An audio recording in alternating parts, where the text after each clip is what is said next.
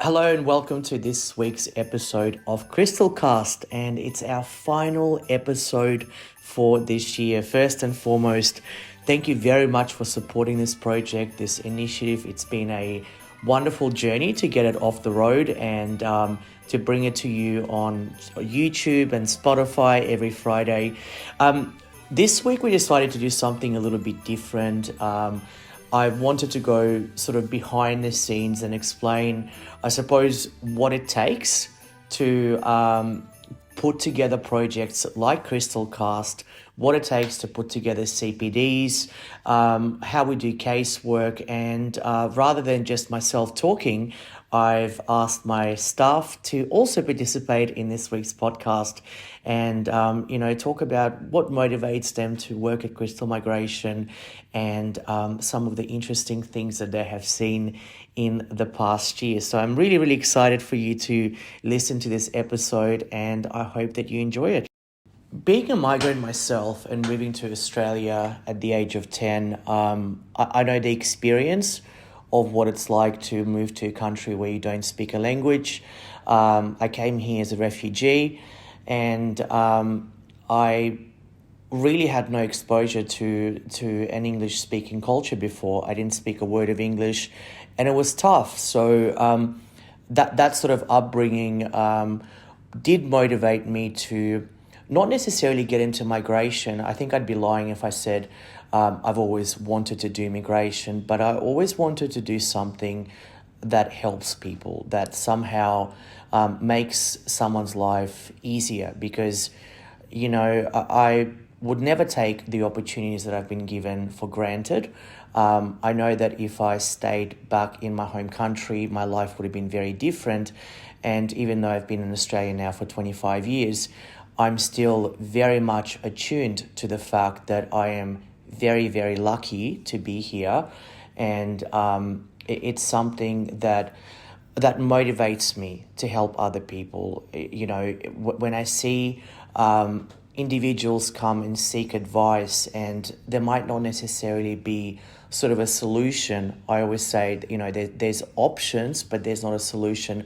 I still try to work with that, and that really is my motto, to give people as many options as possible so that I can help them. And I think for me, it's also important to explain why particular options are suggested, and really try to sort of understand or emphasize on how a person might be feeling, or why they might be feeling a little bit, scared of the process, or potentially confused by the process, or just feeling anxious by the process. And we do a lot of business migration as well.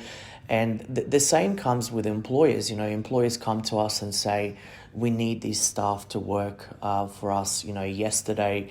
And I understand that pressure, given that I have my own business. I am on that line where I have to deliver certain projects by particular dates, and some of those dates are negotiable and others are not. So you kind of need to make it work.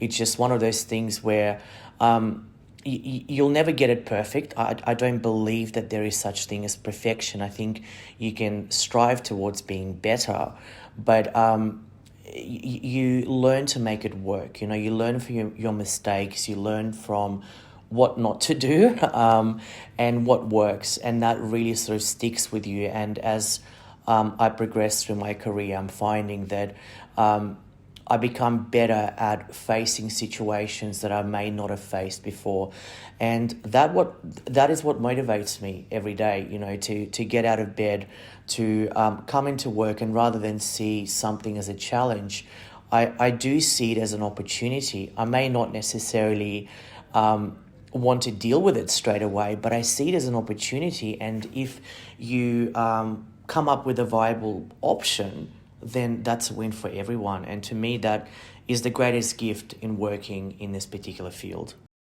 I've been in immigration now for 15 years, so it's a little bit difficult to, I suppose, single out a particular case and say, this case has moved me, or this case has had an impact on me.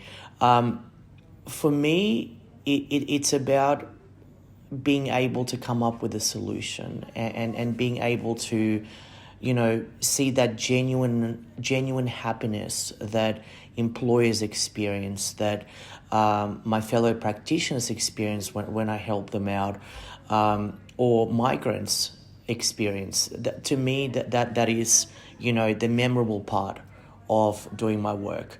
I find it very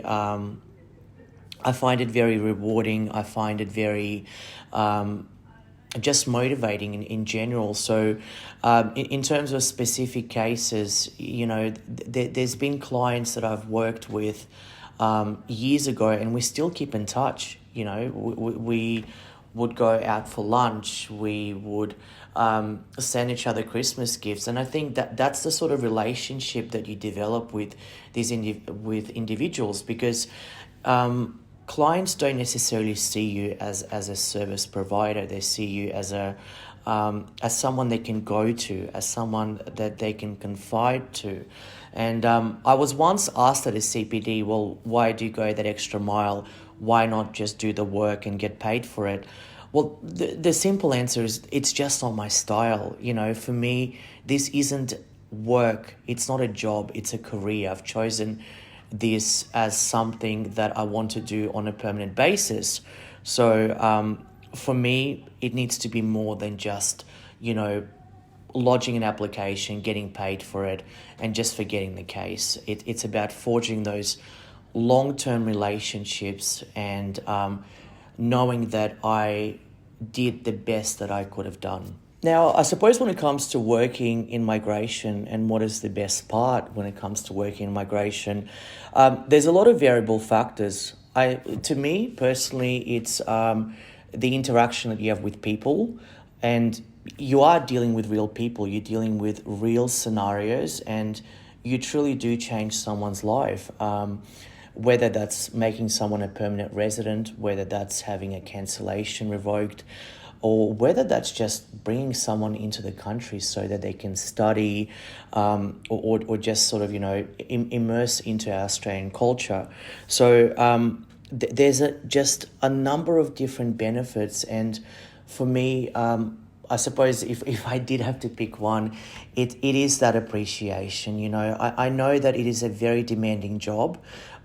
It can get stressful, but when you get the task done, there is that sense of appreciation.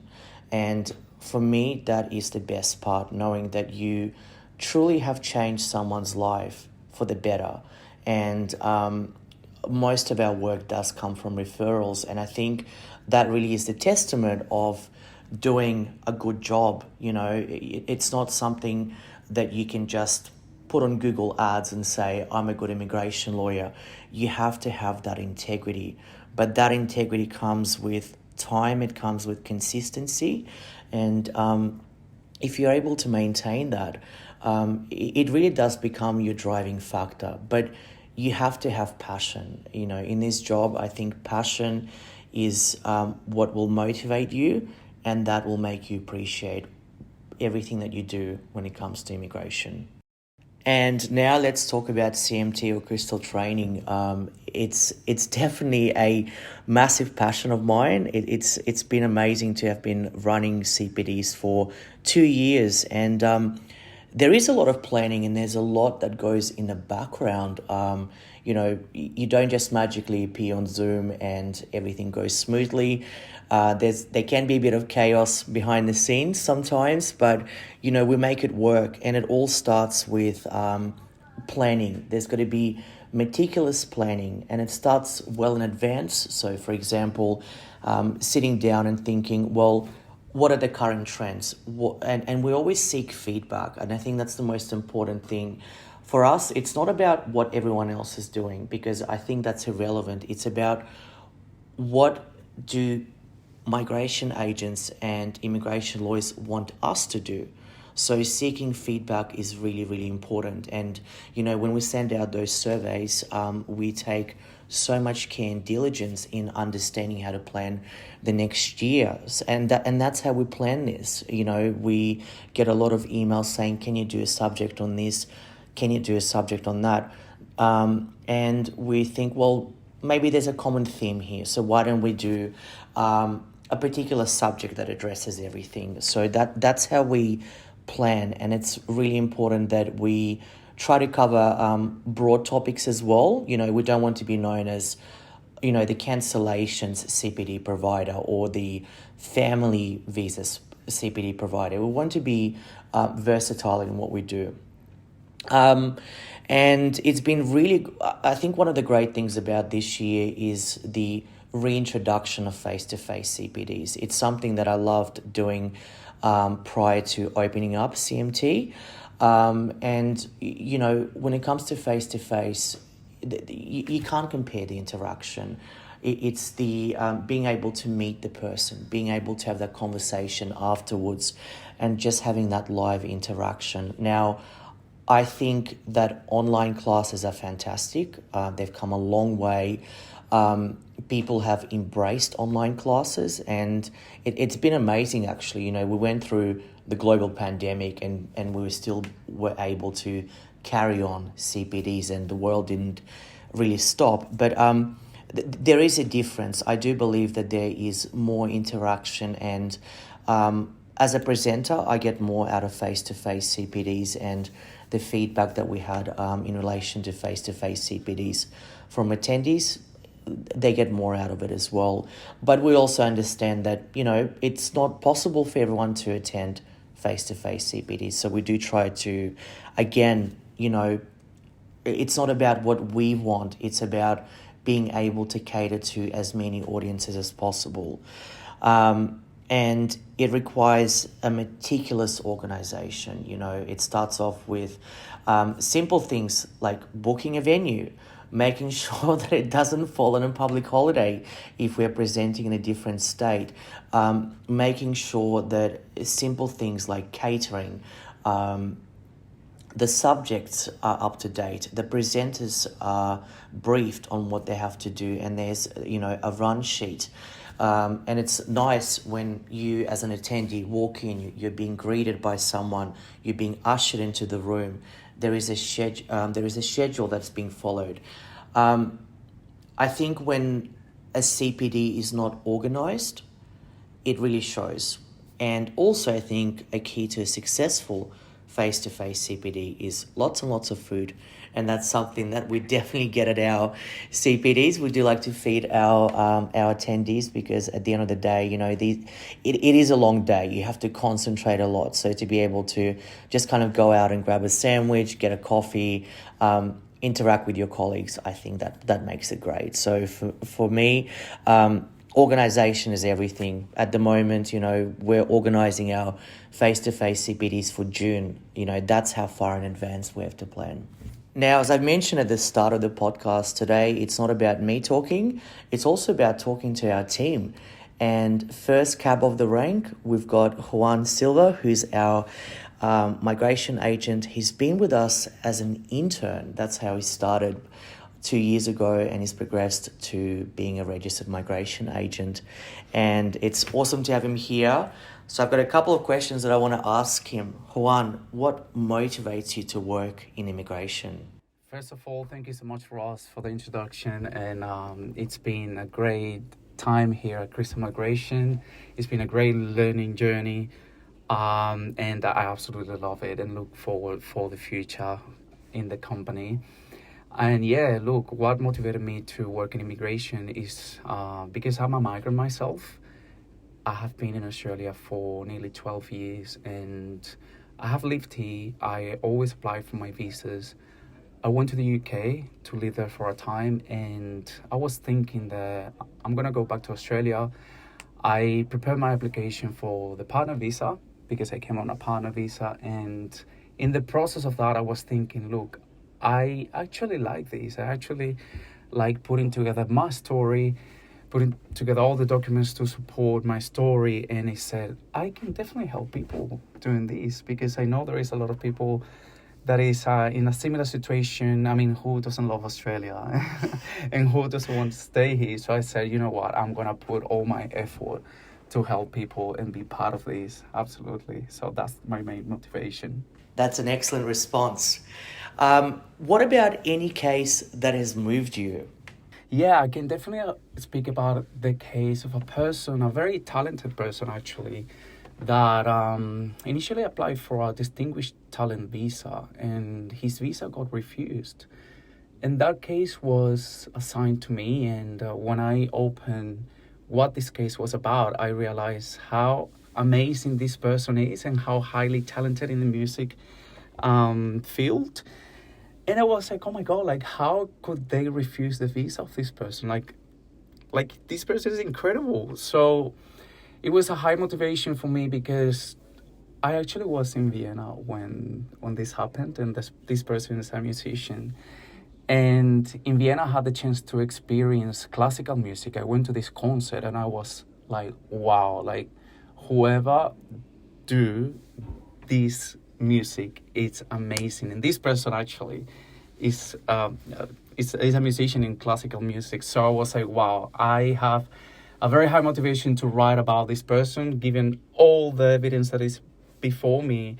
Like I was like, you know what, I'm gonna do my best, and I wrote a submission with a high inspiration, and I was very moved because I was like, you know what, I'm very sure this person's gonna get the case won, and they were at the tribunal, and at the end they decided to approve the visa, and that was a very very motivating and moving case because I knew this person deserved to get this visa granted. So I can definitely say this case was very moving, very motivating, and I would love to see more cases like this. Awesome. Thanks, Juan. And last but not least, what is the best part about working in migration? The best part of working with immigration is to see the fruit of your work. You're helping people. You're helping a lot of people to realize the dream to stay in Australia. To me, when I call a client and tell them, hey, your visa has been approved, it's like the very highlight of the work because you can hear how emotional they get, and you also get emotional because like you see the reaction, you see how much effort they have put, how much they have given to this country, and to see that they are now getting the visas, like the happiest of moments, not only for me, but I'm pretty sure for you as well, and for everyone that works in immigration. So definitely that's the best part because we're helping people, especially like those cases like when people feel that there is no hope or there is no chances, but then like you see and then you help them. You strive to write all those submissions, putting everything together, and the end result is out of an approval.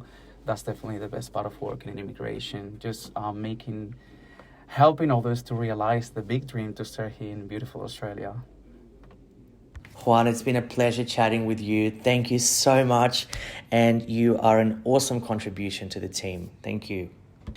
And next we have Zana. Now, Zana is our senior solicitor. She's been at Crystal Migration since May this year, and she brings in a wealth of expertise when it comes to employment-sponsored visas and really complex matters, cancellations, etc. So we are really, really lucky to have her.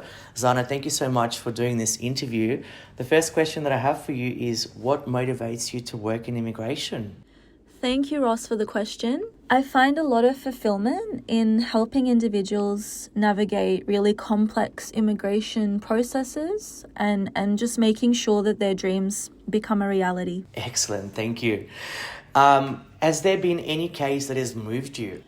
There's been a lot of emotionally impactful cases that I've personally worked on. Certain cases have deeply moved me, especially when you reunite families or you grant asylum to those who are fleeing persecution. Great. And last but not least, what is the best part about working in immigration?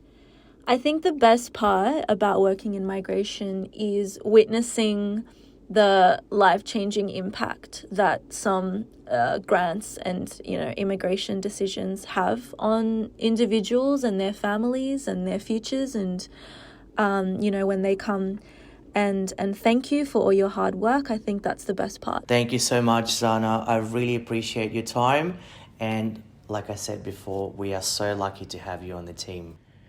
And next we have Yuri. Now, Yuri was actually the first person that I've hired for Crystal Migration, and it's It's been a journey because we started working in a home office, just a couple of applications, and here we are today, 4 years later. So Yuri, thank you so much for agreeing to do this interview.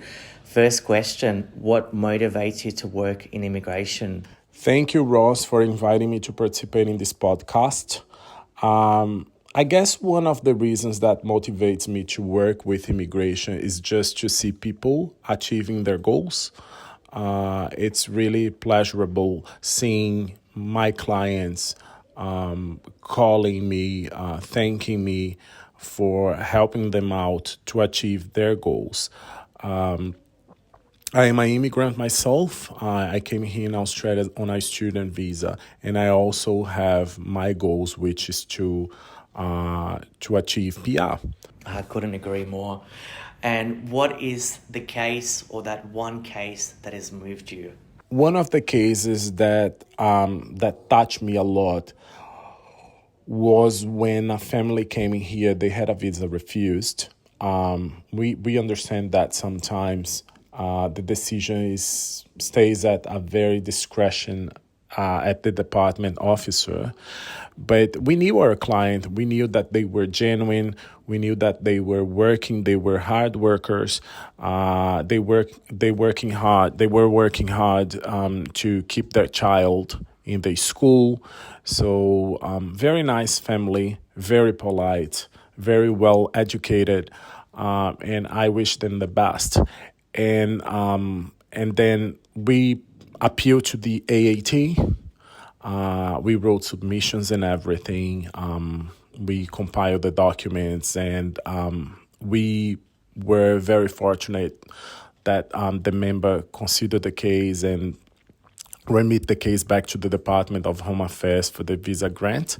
So that made my day, because we knew that the family was very genuine, and we wished the best for the family. And thank God the family could get their PR visa. Thanks, Yuri. And last but not least, what is the best part about working in immigration? I guess that the best part of working with migration is just seeing people achieving their goals, as I said previously.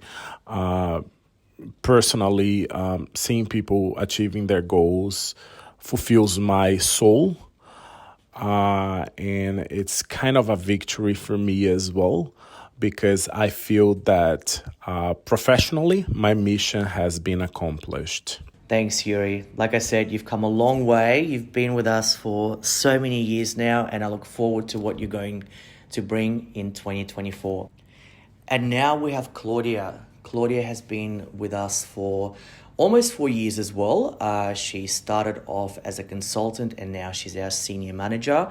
And her role is to oversee all of the migration matters. So that's quite a massive responsibility. And Claudia came to the firm with zero immigration experience. So it's been great to see her grow and to be able to contribute to the stuff that we deliver to the public. So Claudia, thank you for being here. What motivates you to work in immigration? Thanks, Ross. I guess what really motivates me to work in migration would be the end result. So calling someone on that day that you get their approval. And it sounds a little bit tacky, but really making their dreams come true, especially when they've spent majority of their working lives working towards an end goal, especially PR in Australia. So I guess that would be my motivation. It truly brings joy to me. Definitely agree with that point. Now, has there been any case that has moved you? So I guess the case that really moved me most would be a family that I assisted. Essentially, one of their children was in Australia and the other one was stuck back in their home country. And they hadn't actually seen the child for a good portion of their young life. And as you may or may not be aware, tourist visas carry a high rate of refusal, and it was quite a lengthy and difficult application to pull through. But really calling her on the day to let her know that she can finally be reunited with her child was by far the most memorable. Awesome, thank you. And what is the best part about working in immigration? So following on from what I've said before, the best part would be calling an individual or a family to let them know that they've got PR. That really is why we do what we do. And I find it extremely rewarding, and that's the best part of working in migration. Thank you so much, Claudia. Thank you for being with us, for working so hard and really just giving the best of the best when it comes to client service. I think I can speak on behalf of everyone that, you're the go-to person whenever it comes to complex matters, whenever it comes to coming up with viable options and solutions. So I really do thank you. Thank you so much. We've got Kim. Now, Kim is our go-to person. Anyone that books CPDs, whenever you call, you probably hear his voice, and Kim's favorite, or I suppose his tagline is "no problem," and it really is that he is just a machine. He fixes any sort of problem or any sort of issue that you might have, and he doesn't come up with options, he comes up with solutions. So Kim, thank you very much for being here. Now, schedules. How do we plan our schedules for CPDs? We first confirm all the presenters' availability and then plan around their schedule. Awesome. Thanks so much, Kim. And just in terms of the difference between online and face-to-face, how would you describe that? Not everyone can attend the face-to-face due to the location constraints. Online training is more convenient as it provides people with ways to attend CPD sessions from any locations around the world. Moreover, scheduling is also flexible as the time of traveling is not involved. And when it comes to organizing a face-to-face CPD, what goes into it? Some of the stuff we do to ensure that the face-to-face event experience will be great would be to find a good venues. Some little details such as guiding the attendees to the room, requesting the dietary restrictions to ensure that we provide a good catering experience for all the attendees, as well as technical setup such as the projector, computer, as well as the cable to ensure that the presentation will not be interrupted midway. Moreover, we also check the attendance list as well as confirm their attendance so that we can report their points accurately. Awesome. Thanks so much, Kim. Keep up the good work. All of us really, really appreciate it. And now I would like to introduce our CMT team. Now, as I said before, when it comes to CPD sessions, whether it's face-to-face, whether it's Zoom, I don't just magically appear on the screen. I've got a team that supports me, and I would not be able to put on any sessions without them. So they are extremely valuable, and I would not be here without them. So first we've got Gustavo. Gustavo has been working with us since May this year. Arrived from Brazil, got a job with us, and has been with us since. So Gustavo, it's good to have you here. Thank you very much. Now, talk to me a little bit about schedules. How do we plan them? How do you go about them? As Kim was saying, we have to pick some sessions that are interesting for the following months, and normally we schedule 2 or 3 months in advance. And the sessions are more coveted for us. It is labor agreements, DAMA, and skilled migrations, and also our new topic, which it is how ChatGPT affect migration. And you can see on our website, we have a calendar, which we have single sessions and 10-point CPD. The single sessions are for some RMAs or some lawyers, which they have time to attend one session today or another session in 2 weeks. And these sessions are for those people that want to attend session by session during the months.